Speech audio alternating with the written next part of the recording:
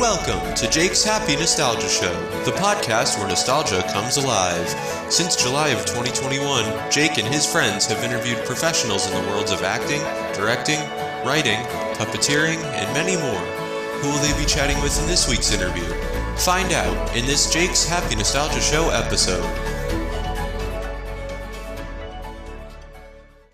Hello everybody, and welcome to another episode of Jake's Happy Nostalgia Show, where nostalgia comes alive. I'm one of your co-hosts, Chris Bixby, and with me today, as always, our other co-host, Matt Bingel, and our host, Jake Deffinbaugh. How are you guys? I'm good. Chris, who do we have this week? Well, I'm sure you guys have seen we've had a lot of Sesame Street people on in the past, and we have another Sesame Street person on today. He is a writer. He's been a writer on Sesame Street for many years. He's won a lot of awards for his work on Sesame, and we're here to talk about Sesame and some of the other projects he's worked on as well. And here he is, Luis Santeiro. Luis, how are you? Hi, fine, Chris. Very happy to be here with you guys today. Be here. My pleasure. Happy to be here. Awesome. So to kind of start this off, we know who you are, but for those who don't, would you care to introduce yourself a bit? Sure. Well, again, as you said, my name is Luis Santeiro. I wrote for Sesame Street for 40 years and began on season 10. I'm a writer. Initially, I was born in Cuba. I came here when I was 13. And when I decided to, I had a lot of different fields. I knew I wanted to go into the arts, but my father thought, the only way to make a living in this country was to be in business or doctor, lawyer, which none of those things could compute in my brain. Right. I studied sociology. I was a parole officer for a while. I did a lot of different things. And then finally I said, no, I got to write. I thought I'd go into TV production, and I started working in TV production on different shows. But eventually, life segued back to writing. So I had a writing career. I wrote for Sesame. I did another show before that. That's where it really got my career going. It was a PBS bilingual sitcom called Qué Pasa, USA. We did that out of Miami and got rave reviews nationally. And the show is still run in Miami daily, practically 40 years later. So I've done this and that. I've written for the theater, but we can talk about it as we go along. That's enough of an intro. I don't want to bore you. No, that's absolutely fine. That's absolutely fine. No worries. Can you talk about your background and how you grew up? Okay, my first 13 years were in Cuba. And all of a sudden, when the revolution came and people say, well, what was the situation? How did you leave? Well, initially, nobody thought, well, they were hoping that it wouldn't be like a total Marxist revolution. And my father's business was there, so we stayed. But then they started closing the schools, and they started indoctrinating and sending kids off to indoctrination camps or cut sugarcane or whatever.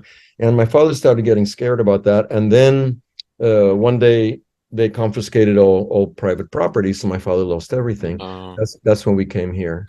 And I was young. The whole thing was going on. I don't know how aware I was of all the fears that my parents were having. I knew that something was amiss, that things would change, but I didn't know it was going to go. So when they sent me here, we came to school. I was happy. I was in the all-American suburban neighborhood with a bicycle. They weren't afraid of my riding my bike to school, or that there would be a bomb going off or somebody getting kidnapped. So my high school years were pretty normal. Except for a while, I became very introverted. So I wouldn't go. All I did was watch TV, which was great because my English got very good, But my father says, you got to get out of the house. You got to get out of the house. You got to make friends. And he made me join the local swimming team. And that's sort of my life blossomed, So I swam competitively through high school and then 2 years of college. And but I knew Miami, there were no arts. My school had no arts, nothing. And I knew I wanted to do something. I like to draw. I like to write. So I couldn't, in a way, Miami's much better now. It wasn't back then. It was not much going on. So I couldn't wait. And my mother had family in New York. And when I come to visit, I say, yeah, I want to be in New York. That's where I want to be. So I came to college up north, and then I stayed. Nice. Awesome. Really nice. Wonderful. So how did you first get into writing? I had always liked writing. That was, as bad as I was in math and science and school, any kind of, English literature writing, I always, top of the class. It's just, but I never thought I could do anything with it, and I liked it. And so I didn't take any writing courses in college. I was in sociology, minor in psychology. And then at one point I was a parole officer, and I said, oh my God, this is like, I thought I would learn about life and I could write about it, but it was just an impossible job. You had like 120 people to supervise, and new people coming in, being assigned to you all the time, and going to jail and interviewing them and writing pre-sentence investigations. And I said, there's got to be a better life. So I started writing again, and I did some short stories, and I sent them to somebody who was connected with the educational system in Miami, and then they said, you're Cuban, you're bilingual. There's a show being done out of. I had done cinematography for around the country and all that, but sometimes Okay. I'd help there was one show, this group was, we were going around the country filming 3-minute documentaries about children. Hi, my name is Joe Smith. I live in the southern part of the United States. I live in the state of Alabama. And then we talked about what is done in Alabama, what does the kid do in Alabama. So I traveled with this group for a while. And when the producer had to go back to edit scripts and all that to Miami, sometimes I'd help write little scripts. And he said, oh yeah, you do good. You're a writer, you're a good writer. But then this thing happened in Miami that I sent this woman my writings, and she said, there's a PBS show being done out of Austin, Texas, and it's bilingual. It was called Carrascolendas, which is the name of some little town in southern Texas. And it was bilingual. It dealt with the affective things, with I'm okay, you're okay. It was just beginning, that whole thing. And I went there. I thought I would be in production because that's what I had been doing. I said, no, you're going to be a junior trainee writer. And I said, oh, okay. So I started writing. A lot of times what I would do, because they had these older experienced writers, but the show had to have a bilingual element in it. And none of the writers were fully bilingual. So what I was doing, I was taking their scripts and putting in the words, and we had Mexican characters and we had a Puerto Rican character. And I had a good ear for dialogue and language. So I started doing that. So, this is how the Puerto Rican character talks and all that. So I cut my teeth in that. And that, it got me. Then I heard that out of the same, it was government money for all these minority shows all over the United States. They had one I think in Maine that had to do French Canadian. They had one in the Gullah area. They had all these shows that a lot of people weren't aware of. They had a Puerto Rico one, I think, Mundo Real. So anyway, they were doing this show in Miami. It was called Qué Pasa, USA. And they had the title, and they knew it had to be, the government said it has to be bilingual. It has to have like 50-50. And it's going to be done with comedy, sitcom, and 3 generations of a Cuban immigrant family living under the same roof, where the grandparents don't speak English and the kids refuse to speak Spanish. So it was all the conflicts. And Wow. we had teenage issues, drugs, sex, acculturation, being ashamed of your culture, all those things. And I wrote a script on spec, and they loved it, and they used it as their pilot. And they said, we want you to be head writer. So I became head writer for that series.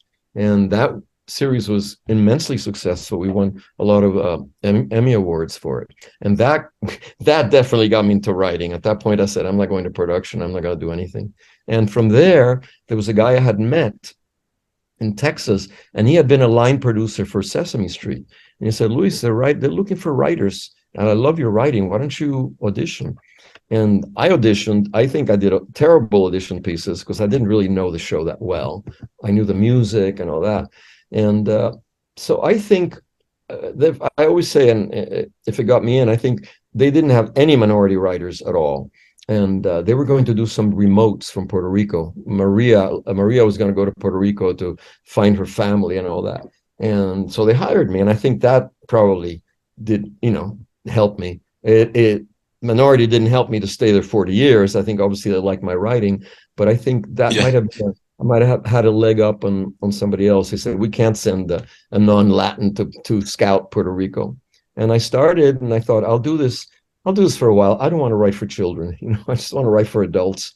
And little did I know it was the best gig in town, because it went on year after year.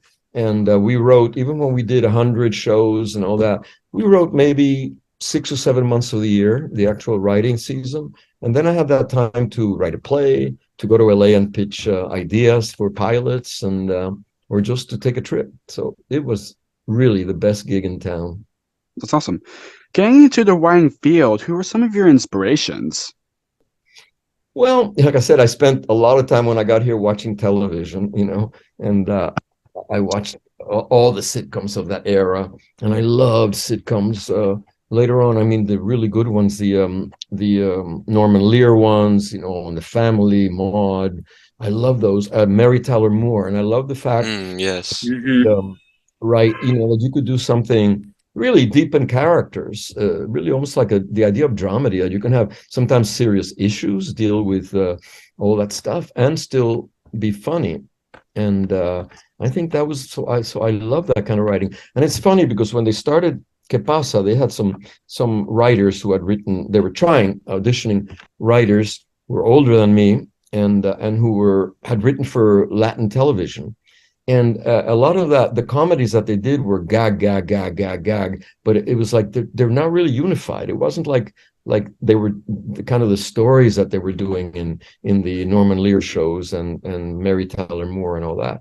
So I came in already with that influence, and I liked that very much. I think I would have probably been loved. I never got to write for a dramedy, but I liked that. In Qué Pasa, we dealt with serious issues. We dealt with, death. We dealt with, of course, of course, all those things. And this was like 1979, 1980, so it was early on.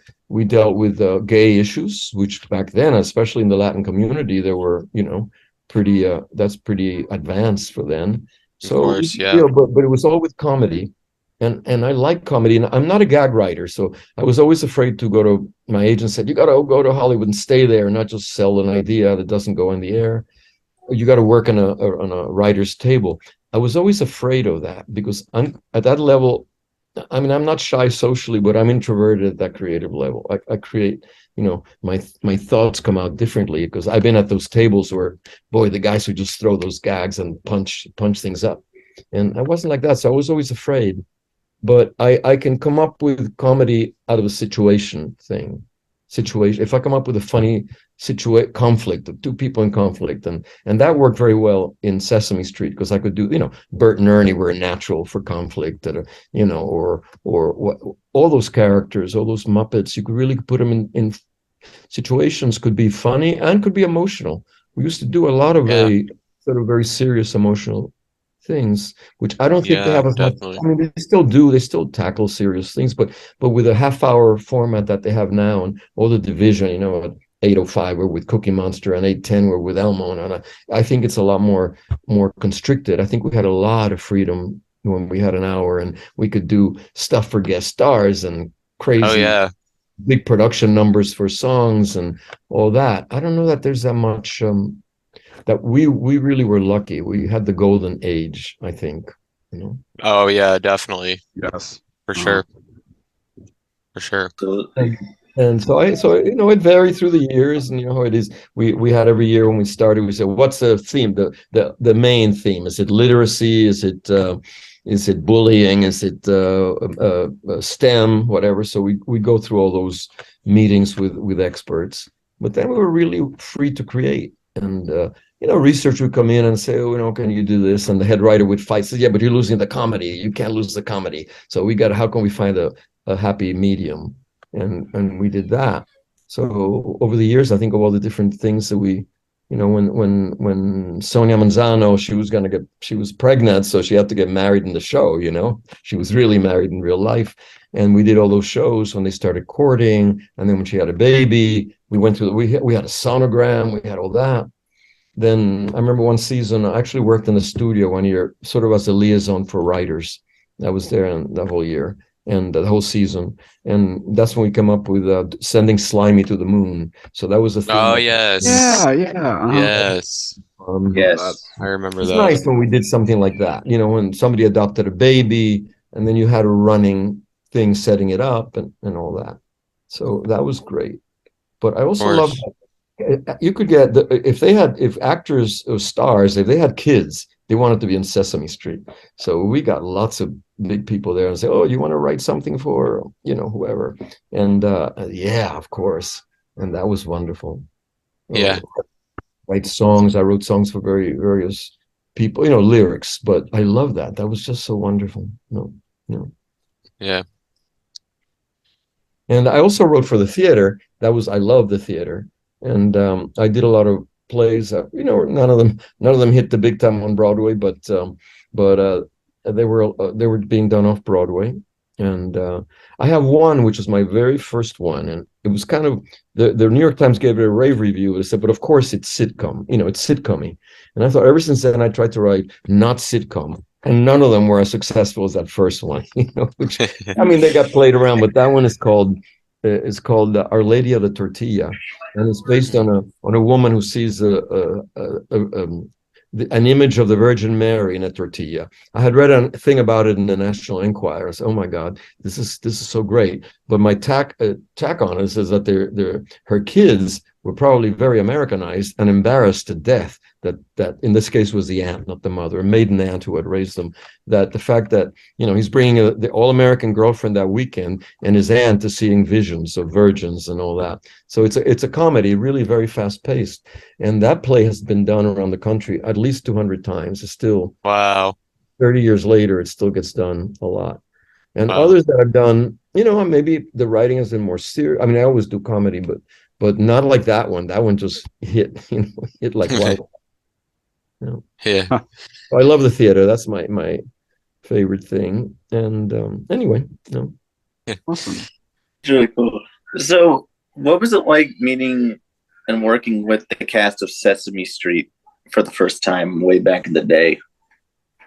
Well, the first time, here we were, and that's when we had Jim Henson. By then, Jim Henson, it was the 10th season. He was still there, but he and Frank Oz would come for like maybe 2 weeks and shoot all the segments that were done for their characters, for Bert and Ernie, for Grover, all that stuff. And but I was in awe, writing for something for Jim Henson. And I think the very first thing that was taped, I wrote a song. I think it was "Life of a Frog," or it was a thing for. Oh yeah. And he sings. He's telling a story, but he's like Frank Sinatra in a nightclub. And I go to the taping, and I'm so excited. And all of a sudden, I hear over the PA and the things that, who wrote this shit? And I go, oh my God, I wanted to. It turned out that the director, John Stone, who was wonderful, and I grew to love him, but he did that as a kind of a rite of passage to new writers. So, I wanted to disappear. I wanted to just melt the studio floor. And so it was great to watch, Jim Henson do stuff, or he and Frank Oz that were so brilliant doing the stuff, I didn't really, and I kind of, in a way, I lucked into that. I mean, I was in awe, and yet it wasn't something I said, oh, I want to, I said how lucky I was to be there and to watch these brilliant people doing these classic things. And then also you'd write a song, and then all of a sudden, what you saw when they produced it, the props were wilder than you thought they were. The sets were wilder than you thought they were. It was wonderful. It was wonderful, and to work with all those people. At first, I was very shy with the puppeteers. Little by little, I grew to know them, and they were wonderful. It was, I'm sure other people, if you talked to all the Sesame Street people, they've told you it really is like a family in there. It really. Yeah. I never saw any diva shows, not even from guest stars who might have been diva-esque. They went there and they behaved, and it was so fun to see because you forget that there's an actor under these puppets, and talking to them, and the actors, the stars who are there, forget, and they're just wow that they're talking to this one or that one, and if they have to redo something, one Muppet might say to them, "You damn it! If you keep doing that, you can't be." So they talk to each other in character. You got to get this together. I don't want to be shooting here all night. They stay in character sometimes. I remember one time there was a baby puppet, and he had one hand that worked. I think it was Rod probably, but the other one didn't. And it was supposed, it had to be over the railing of the crib, but it kept falling down. So somebody said, just staple a hand there. So when they went to staple it, the puppeteer went, "Ouch, ouch, that hurt!" So his hand had been stapled. There was all that crazy stuff going on, which was always fun to go there and hang out and see them. and just to see, all of a sudden Snuffy walk by, Oh yeah. So every time Big Bird walked by, you kind of like, as many times as you saw him, you said, "Oh my God, here's Big Bird." I come up to his chest, But it was wonderful, and then you get to talk to the actors, learn more about them. That was we used to have it's interesting about how life has changed and technology has changed certain things that, I mean, most for the good, some things not so much. We used to have rap parties that were hysterical. They were fun. The puppets who put on a show, and sometimes, I mean, they were a little risky, a little risque. Elmo might be smoking a cigarette or something like that, as a pun, and, Yeah. and of course, the puppeteers had a blast writing these things. They're almost like Saturday Night Live skits and all that. Of course, the moment that cell phones arrived, if you somebody took a cell phone of that and posted it, that was it. So I think the rap parties, those shows sort of ended. There was one time I remember there was a kid who I think was a son of one of the cameramen or something, but Snuffy ate him. It actually went through Snuffy's mouth, and then it came out the rear.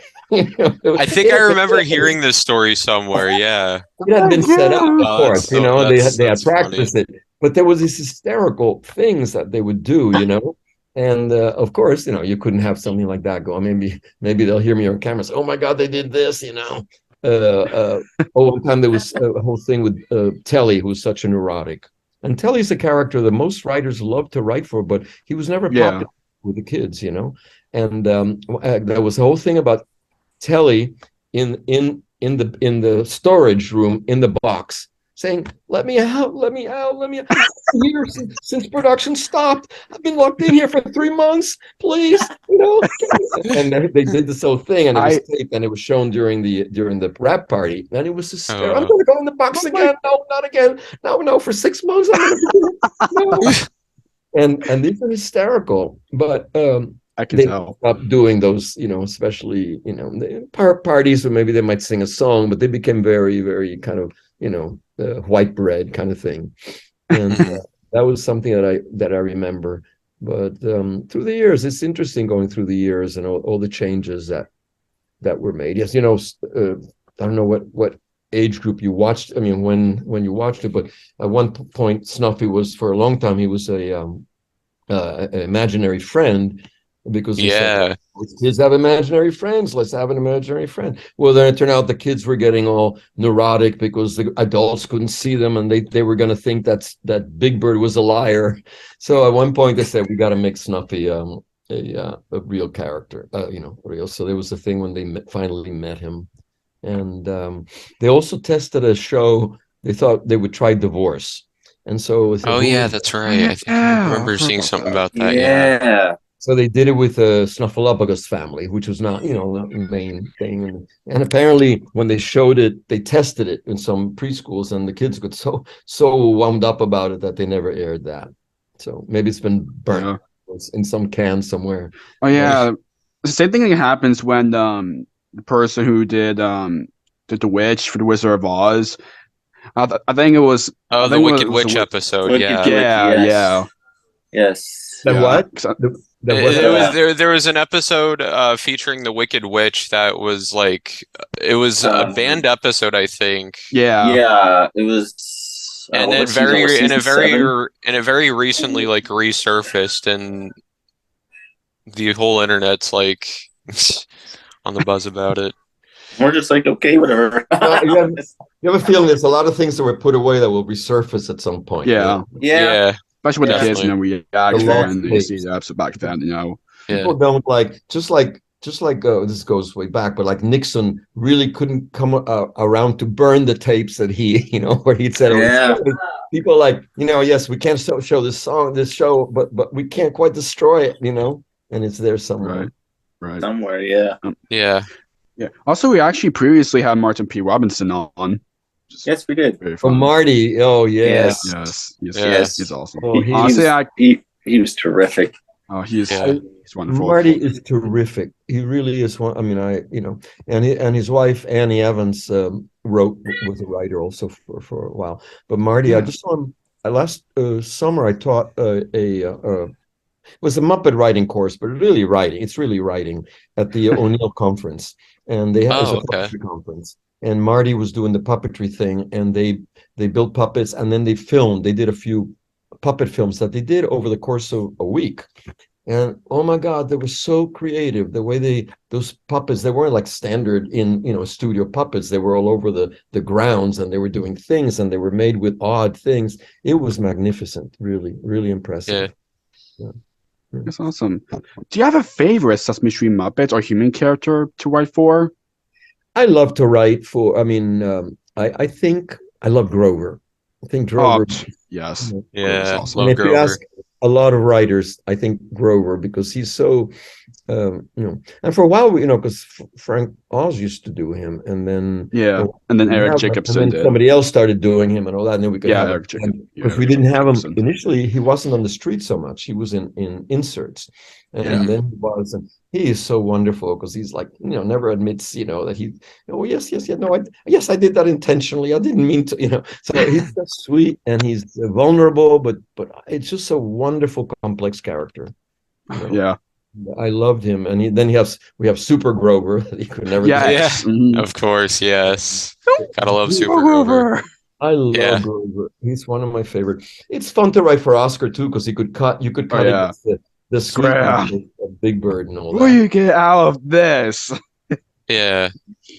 Oscar was wonderful, and I mean they were all good. Bert and Ernie were great, but for a while we didn't have them at all, and now, unfortunately, a lot of those early tapes, skits that they're in the old format, so they have to do the lettering, but also the research is that kids now find those way too talky, and that they're bored by them. And it's funny because back then when it started, this is cutting down kids' attention span, and yet those were maybe 2 minutes, but now they're just way too long for our modern audience. So they do other things, but I like Bert and Ernie. I had wrote a thing that they did for a while, and actually they were quite beautiful, but some people didn't like. They were the Acclamation. They were Bert and Ernie's Great Adventures. And Yes. Yeah. Yeah. Beautiful done. They were done by an animation studio in Florence, and they do the old style, cell by frame by frame. And those were wonderful. So I did that, and I love to. Some people say, "Well, we don't like the fact that Clay, Bert and Ernie," but they still were the Bert and Ernie essence of their conflicts and all that. And it was funny to definitely, yeah, of course. Going to the pyramids, going to some jungle, and we could have them everywhere. So that was fun. But another thing that I did a lot for Sesame Street for a few years, for at least more than a decade, is they have co-productions all over the world. Oh yeah, of course, yeah. I did quite a few of those, and it was always a little intimidated because I went to Russia, I went to China, I went to Europe, I went to Indonesia, went to many different places. Israel, they were doing a Israeli co-production and trying to incorporate the Palestinians. So everywhere you went, you didn't want to impose American culture, but there were things you said, well, we can't have anything sexist. You want to be inclusive with races, with people with disabilities. And many of these countries say, no, we can't have a kid in a wheelchair. No, we could never have that. Or a man doing the dishes, helping his wife. No. It was funny, all the things we ran into that said, no, that is a given. Within that, you put it within your culture, you adapt it to your culture. We'll create Muppets. We usually had an Elmo or Big Bird, and then create Muppets that came from their culture. But he said, but those basic Sesame Street tenets have to be there. And sometimes the battles were, really, immense, But I love that. It was a challenge. Like I said, in China, they wanted they had to create a female Muppet because they were already having Elmo and Big Bird. And so some people wanted a tiger. There were women writers, they wanted a tiger. And the head writer said, no, we can't have a tiger. Well, why not? Because we need to have a female character, and a tiger can't be a female. I said, well, there are female tigers, otherwise the race would have become extinct. I said, yes, but we can't represent the female tiger. It's got to be a. So you ran into that kind of stuff, that you wouldn't expect. And those were challenging. So I really enjoy, besides being able to spend, 10 days in the country and really deal with the people and learn about the idiosyncrasies. I like those very much. Yeah. So Awesome. do you have like any favorite episodes or home videos you wrote for Sesame Street? Um, I've forgotten. Sometimes I'll see a home video that You're like, oh, I did this. I forgot Yeah. about that. I know Yeah. I wrote the alphabet game because I got an award somewhere there for the alphabet game with Big Bird. I wrote one also that I liked. I don't know if it was very popular, but it was called A New Baby in the House, and it was fun because Oh yeah. Yeah. they had just started doing all the Disney musicals as really as musicals, the Beauty and the Beast and Little Mermaid, and I did kind of that where he was Elmo was a prince and there's a new baby, but they're living, and we did a lot of songs and really did it kind of like a mini musical, so I enjoyed that. um I did a few of the Latin, like Sesame Street sing or I've forgotten, but I know I did quite a few of them. Mhm. In terms of segments, shows, I always draw a blank when I think of what some of the favorites. I know way back I did one that was kind of off the wall, with Telly, where Telly, they're singing the song, the farmer in the dell, the farmer in the dell, and then the farmer takes the wife takes the thing, everybody has a partner, but then they have a cheese, and the cheese stands alone. So Telly heard the song and said, the cheese doesn't have anybody to go with him. He stands alone. So he got a huge cheese, and he's going all over the Sesame Street. He's getting it clothes. He's getting it food at Hooper's store. The whole show is Elmo and the cheese. It was crazy. I remember that being, they let it go through, but then I did the last season that I did. They asked me to write a show that to introduce a gay family, and we did it. At first, they weren't sure. They nixed it, and then they said, "Come back the next season, we'll do it." And we did it, and it just won a GLAAD award this year for. Oh yeah, that's right. Yeah. It was Family Day, so it was very soft pedal, but very nice. You got to meet this family, and there's two guys and their daughter, and the song that they sang together, and it was very sweet. And I'm glad they did it. I hope that they continue, that they don't. It wasn't just a drop in the bucket. So we did that. I just came across a lyric, and I was looking through a file of songs lyrics that I did, because sometimes I do a cabaret show, and sometimes I like to do some songs I did from Sesame Street and incorporate. And I saw this lyric that I wrote. There was one season, there were these three squirrels. They were called the Squirrels. It was a trio. Oh And yes. they sang in harmony. And I wrote a song for them. And I said, "Oh my God, I can't believe that they accepted this." But there was with this. Let me see. It was called "Breaking Nuts." Cracking nuts is what we do. And I thought, I'm surprised that got through research. Similarly, Yeah. do you have any favorite songs you wrote? Yes, my favorite, because it's one that goes over and over and over, and that was one that I wrote early on. It was "If Moon Was Cookie." Oh yes. Yes. Oh. I wrote Nice. that song. Nice. One of the songs you wrote is actually the Sesame Street alphabet. It's a great one. Oh, the Sesame Street alphabet. Yeah, Yes. Oh yeah. yeah, that's a good one. In Yes. terms of episodes, one episode that I remember very well that you wrote was the episode where Elmo learns how to salsa dance. Mhm. Oh, Yes. Yes. Yes. Yes. That was Love that fun. one. That was a great that Elmo, one. he was episode. like doing, Yes. doing this. We actually watched that episode recently, so Oh my God, I'm glad Yeah. that you did more research than I did on what I did in the past. So you're more Yeah. up to date. Yeah, I did another recently. I mean, I used to have them all in DVDs and all. Now that I don't have them, I mean, I can. Oh, I did a piece that I like a lot, and it was a parody, but they did such a beautiful production. It was called. I don't know if it was. I don't know if it was called a Sesame Street opera, but it's with a song from an opera lullaby.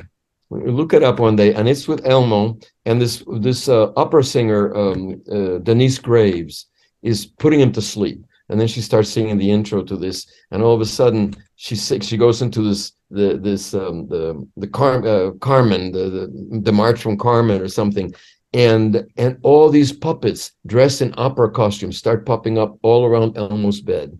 And it's one, and she does a thing. They do a cut, and all of a sudden she's in a Carmen outfit with castanets. And then, and at one point, Elmo says, "Oh, he's falling asleep." He says, "Oh no, you can't go to sleep yet." And then she pulls the sheet covers away from him, and he's dressed as a toreador. And then they do the whole thing. It's a beautiful, really the kind of productions that they used to do. That I don't think that they do, have the budget or the time to do those things anymore. But Yeah, that's opera lullaby. yeah, it's a good one. I really like the song you wrote, South America Way. Oh, that's Uh, very, my God, you really are going, yeah, that was very pretty. Very yeah, because pretty. it was on a Sesame home video that you wrote called Fiesta, But that's the one, which I Fiesta. really Yeah. love. Yeah. Mhm. Yeah, and there was a song that I wrote there also for Rosita, Fiesta Siesta. That her mother says Oh she's yes, yes. Fiesta, but she'd rather be Yeah. having a fiesta. And, yeah, oh, fun. I forgot about South American Way. That was beautiful. I did some stuff. I did a lot of. I tried to do Latin stuff whenever I could to do something and do that. There's a song also early on. I just saw it recently somewhere. Somebody showed it to me. It was called "Singing in the Shower," and they have various. Big Bird is singing out. Of course, he's singing in the rain and different. They do a split screen, 4 different characters singing in the shower, and there's one that I do in my show sometimes, which is called the words in me, and it's about sometimes I say hola, sometimes I say hello, sometimes I say vamos, Oh sometimes yeah. Mhm. and I do that in my show because it refers to the whole being very bicultural. So I do that. I've forgotten the song how many, but I look at the list. I also saw the oh my God, it's like a jazz group. It's online, the Zigzag Dance, and they do Yeah, it's a great song. Yes, yes. Palooza. Amazing video. I forget. Amapalooza, yeah. It's funny. I have to go look through the list, and I say, "Oh my God, I wrote this, I wrote that, I wrote that," but I've forgotten. I love that song. Yeah, that's a great one. Zigzag. Yes. Zigzag. Zig, zig, zig, zig, zigzag. Yeah. We've covered a lot of ground here. Yeah. And the reason why I have Cookie Monster in the back, well, usually when we interview Sesame people, I usually have Elmo in the background, but the reason why I have Cookie in the background too is because I know another episode you wrote, which I think might have been around the same time as the Elmo salsa episode, is an episode focused around the song C is for Cookie, where Big Bird couldn't get it out of his head. Oh yes, Yeah. yeah. Okay. That's funny. I remember that. Yeah, and they did a remake of the song. Well, they did. That one. It's funny because he did it up. It was another opera star, and it looks like she's in Aida, which she commit. This when she takes out the and then she's Yeah, I going to remember sing, this. and it looks like she's going to take out the snake, but instead she takes out a cookie. And they had a whole slew of Muppets dressed in Egyptian. It was wonderful that segment. Yeah. See, again, those are the super production things that they used to do. Yeah. Yeah. It's fun. No, Over the years, you've won a number of daytime Emmys for your work in Sesame. How does it feel that the franchise has become such success throughout its long run? it's wonderful. I just saw they just won again. They won best preschool children's program. Yep. Mhm. That's right. Yep. Yeah. It goes on. Amazing. Still And, going strong. and that's Bravo. real honor Yes. that after all these years they reinvented themselves, and sometimes some of the writers grumbled and mumbled, and why are we doing this, we need to do that, but they've been able to stay vibrant, and then when they went to HBO, there was an issue, they had to do that, and now it's still on PBS a few months later, but they cut it down, and still, it's still quality stuff. We just bemoan the days when we had a lot of freedom. I think now it's Yeah, I think the definitely. writers are a little more hemmed in, and research has become stronger. I think people now are more, in general, and you might see it, people are more afraid. Not that we did anything that was on PC or anything like that. But now it's gotten to an extreme where people are afraid. Can you say this? Can you say, if you say, you know, are we going to get, if you say Hispanic, are you going to, or if you do a thing about, you know, different hair, are you going to, you know, it's just become a lot of people are a little bit too worried, you know? Yeah. It's not a matter of insulting things, but sometimes you say something, is this insulting? Or is this, have we done something? You know, I don't know. So I think now people, that's why the research is more there and they're checking everything much thoroughly, because it's easier today to say something innocently or show something innocent and people misinterpreting it, you know? Definitely. And that's in every aspect. I see it, I hear it from friends of mine who are still writing for theater and all that. You have to be very, very, very careful. So, you know. Of course. Yes. Definitely. You hear with stand-up comics, you know, I watch Bill Maher a lot and all that. And it's, you know, Oh yeah, it's he's like funny. it's comedy going out the window because you have to be so careful. A lot of it, you know, some of it not that I'm not for stereotypes, but a lot of jokes had to do the good ones, but you know, they have to do with personalities, and you have to create extreme personalities, and then somebody says, "Oh, they're making fun of me for this," you know. So I Yeah, think that's true. today have to be very careful, you know. Yeah. Yeah, definitely.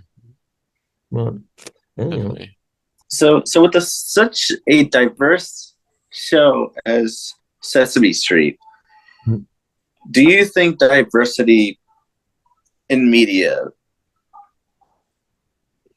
do you think there should be more of it? Well, I'm glad that we're conscious of it. Now now people are very conscious of diversity. I think everybody, you know, they want to make sure that everybody's represented. I mean, it's good. I think we're going to a point where people are just, you know, it's almost like, you know, we're really, really worried. I think a point where it should be more natural, and that, you know, there is diversity and inclusiveness, and but should there be more? I mean, definitely there's been a lot more in the last couple of years. Definitely. I see it in theater. I see it everywhere. You know, you want to make sure it continues. I also think it needs to be, I still think, you know, from the Latin point of view, I think there still isn't, there could be more. And I think, whereas the African Americans are more united, you know, I'm not saying they all think the same way, but there's more of a unity there, and past experiences are more communal. Whenever you deal with Latins, Hispanics, whatever, you know, there's Mexicans, there's Puerto Ricans, there's Cubans, there's you know, other. And I found when I was pitching ideas in Hollywood, and they'd say if it had to do with culture, with Latins, they said, yeah, but you know, 75% of Latins in this country are Mexican Americans. You're writing a Cuban thing, will the others relate? And I think there's a fear in part of productions about that. So I think that's been, and sometimes I say that we ourselves become our own worst enemies, because we'll say, oh, you know, that's a Mexican project, I don't really relate. No, that we do have commonalities. We do have a lot of cultural commonalities. And I think one day you do one thing that's Mexican, the next day you do something that's Puerto Rican. And I wonder if that isn't something that has, you know, there is more, also more. But I don't see that. I think there could be more, you know. And Definitely. but I do think at the same point, I do think we got to be a point that where we got to, like, where actors can only play. I understand, you know, creating roles for all ethnicities and making sure women have more interesting roles. But the thing now that, and that gays have roles, but it's got to be to a point where an actor acts, you create other characters. So, you know, so at some point, I'm not saying that I want to, by do that, take away a role that could be somebody who's in a wheelchair, has some other disability. They all should get roles, but it's come to a point, like, you know, you can only play gay if you're gay. You can only play, you know, all those things. And I don't know. I'm not sure what the answer is there, but I think actors, the acting means acting, being able to throw yourself into other things, you know. And I think sometimes, you know, there might be somebody who is really good for that role, and who may not be. I don't know. I just think we're going through a process, and I don't know where it's taking us, but I hope it takes us to a place that is more open-minded, you know. Exactly. Definitely. So Another question I have, since earlier we were talking about writing for uh, people. Who are some of your favorite celebrity guests to work with? Oh my God. I well, I one of my favorites because I don't know. Again, we're talking about time difference. You guys are a lot younger, but one of my idols from the time that I was a little kid was Celia Cruz, and the great salsa singer. She died already about 10 years ago. But she was the queen of salsa.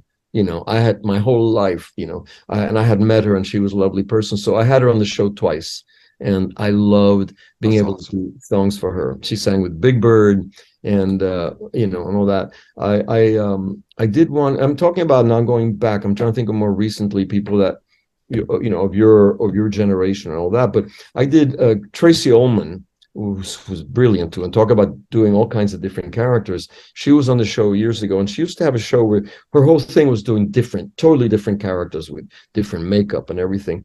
And I wrote a show where she had it was like there were like six-tuplex or something. So she kept coming back, and then I think Oscar would say, "Oh, is this Lydia? No, this is Linda. No, this is Lola. No." And each one, she was a different personality, and that was kind of fun to write. That one. I'm trying to think. I draw blanks when I'm thinking of who did I love writing for, but Yeah, so I did all the special guest stars. The last few years there weren't as many. mhm. Yeah, so now recently, of course, we lost one of the other original human cast members, Bob McGrath. Can you share any of your fondest Earlier this year, it's like, Can you Bob share was, any of your fondest memories from working with them? oh my God, Bob. We used to like at one point. First of all, truly, and I'm not just saying that because he just died or because we want to say one. No, he was. right. They all were charming. All the characters. I can't say anything bad. But Bob was so lovely. And at one point, because he was there was something old-fashioned and square about him. So we started one point where we created things where we kept putting him on costumes. I remember one thing, I did something where he was a banana. Another thing he was, he was doing I think one of those pageants with Prairie Dawn, and he came on with a Prairie Dawn outfit. And he was such a good sport about that. He was lovely, Bob. I remember one point because he liked those quiet moments that we used to have where on the front stoop, where maybe he'd be with Linda and she'd teach him how to do Butterfly, and then they'd sing a song about Butterfly. I remember he said, we don't do many of those quiet, lovely, melodic moments. And yes, things changed, just the show had to move on. But Bob was lovely. He had just turned 90 this summer. I know they had and he was, but he really, I have great memories of him, and miss it. Sad. I mean, things move on, and when you get older, you see things. People you think will be around forever, they're not. But this year we lost him, and we lost Emilio Delgado, who played Luis, who was another good friend. And and I didn't know. I mean, with Bob, he was 90, and I don't know. If he had exactly, I don't know if he had a stroke or something at the end, but he was around till very recently. He was at Emilio's funeral in March or April. Yeah. And Emilio, who was a bit younger, I mean, not young, but younger, and I didn't know he was sick. And I had sent him messages because we both belonged to this club. And I said, and he and his wife would go and we get together for drinks. And I said, Emilio, I can't wait till till everything opens up again. I want to go there and have some cocktails with you guys again. Little did I know that he had this disease, again, I don't know exactly what it was. So when I heard that Emilio had died, I was shocked because he was just a vibrant, very classy, very elegant guy. And but anyway, yes, Bob, it was great, and I'm very honored that I got to work all those years with him, and chat with him off. He would tell you about the concerts he's doing all over the country, and he loved to. I'd ask him about when he started out in the Mitch Miller show in the '60s, sing along with Mitch, and he would talk about the old days. I love to talk some of the old guys that to tell stories. We used to have a stage manager who went back to Broadway in the 30s, and he talked about all those, big musical things with Ziegfeld and all that. And I love to listen to those old things. Most of them are gone now.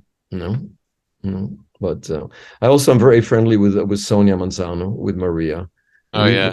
You go to the theater occasionally, so I still see her. One of the things I do miss about having stopped writing for them is going there and hanging out with everybody. Yeah.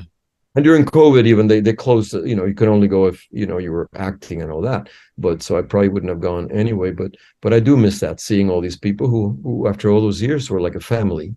Yeah. So that's great. So since we're kind of close to wrapping up here, can you share any projects you are working on now? Well, I do say I do my cabaret show. I every now and then, like once a year. I just did 2 shows in Miami, and this one I wrote a memoir about 3 years ago. It's called Dancing with Dictators, and for a while I was doing promotion for it. It's hard, but it's on Amazon, and it's a memoir. A lot of it about my Cuban life and then coming here and the transition and all that. So it's an interesting. It's got a lot of history. So this last show that I did, I had stories from that and songs that related to that. So I don't know what I'll do the next one, but I do drawings, and I need to do a website. I send friends see them and I send it to them and I sell them, but mostly I do them for my own pleasure. And I have a couple of plays that I wrote in the last few years that I'm still peddling. If something gets done, I would hope so. I wrote one that, in fact, that Emilio Delgado, Luis, did a reading of it, and it was sensational. And then the theater couldn't get the money to produce it because they thought it was kind of an expensive production. And it's called The Spanish Dracula, and it's about the making of the Spanish Dracula in Hollywood in the 30s when talkies began. They were losing the foreign audience, so they started doing at night. They do films in another language in the same sets, and the most famous of those films is The Spanish Dracula, which visually is beautiful. But the guy who played Dracula was just this big ham. He was no Lugosi, so he's just like. So I wrote a play about that. The director didn't speak a word of Spanish, and some of the actors didn't speak English. So I have this kind of almost like a French farce kind of thing. And also it deals with the cultural differences, because whereas the American woman who gets bitten by Dracula, the next morning she's got like this nightgown up to here and says, "Oh, I feel so faint this morning." And the Latin one, her tits are practically exposed, and she next morning says, "I feel like I lost my virginity." So the cultural differences are so marked. So my play deals with that. And I've had a couple of close calls for productions, but none yet. So let's hope. I keep hoping. But yes, I keep busy. At this point, I just like to do things that I for my own enjoyment. Definitely. Yeah, of course. What piece of advice would you like to give anyone who wants to get into writing? I think to not give up. I do believe it. And I always say one of my best advice is to get the foot in the door anywhere. You don't think, oh, I wrote the script, I've got to sell this script. Because I know some of the writers at Sesame Street started up as gophers, secretaries, whatever, and stayed there and submitted a script. And maybe the first one wasn't thing. So I think it's to get your foot in the door of any production, any kind of, or film house or studio or whatever. I think that's the main thing. Some people I know also have spent. Now I know it's different now with you can make a whole film in your iPhone, and that's different. I don't know. I have a friend. She was doing.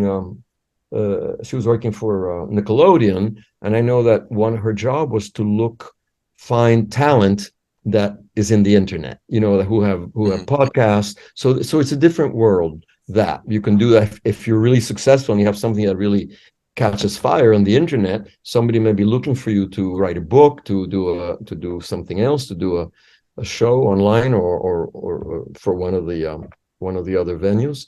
But if you're not doing that, then I'd say go into a production house and see, or a children's show, and see if you can get any show. I'm not saying any TV show, anything, and just try to get a job.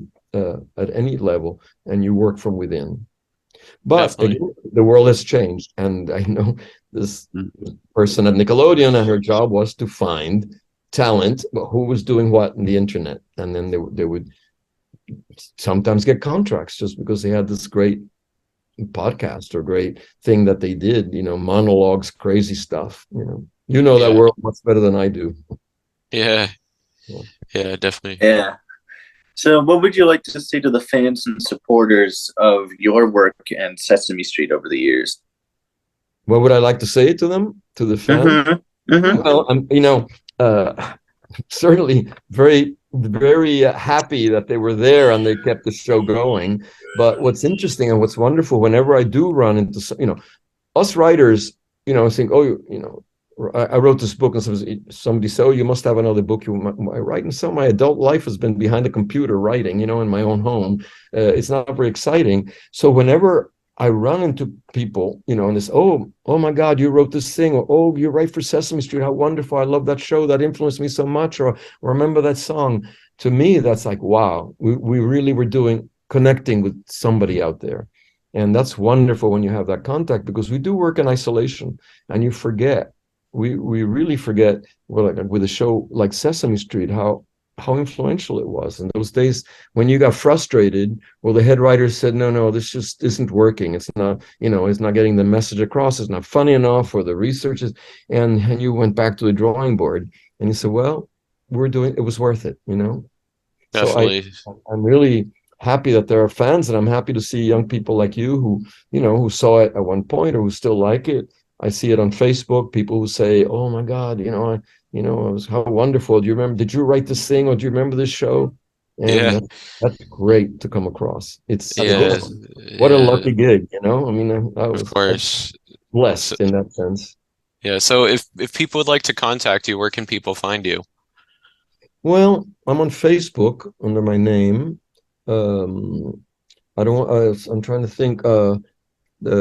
I used to be on the New York telephone book when the telephone books are still around.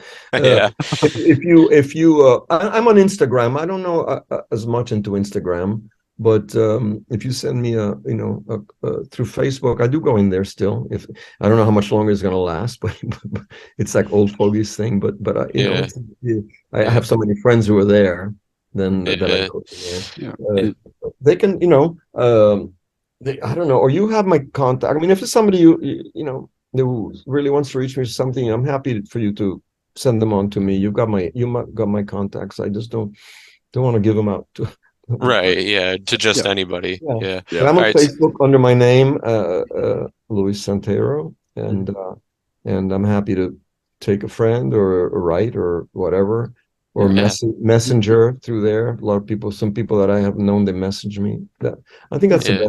best thing, All right. Yeah. Awesome. So And your social media will be in the description down below, so people can follow you. Yeah. yeah. So we always ask this question at the end. So Jake, why don't you take us out with the very last question? Yes.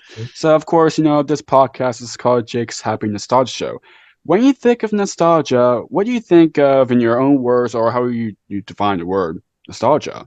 Well, to define nostalgia, I think now that I'm much older than you are, I think nostalgia are things, because people can define it differently, because but I think my nostalgia, if it's personal nostalgia, are things of the past that bring back fond memories.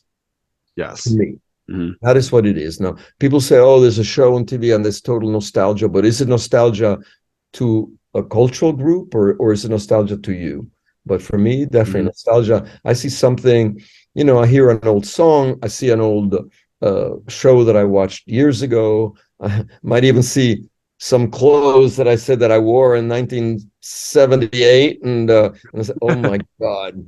But you remember yourself. I see pictures can bring nostalgia too. When I see, "Oh my God, we were so innocent," or so whatever. So I think it's Definitely. something that brings back a fond memory.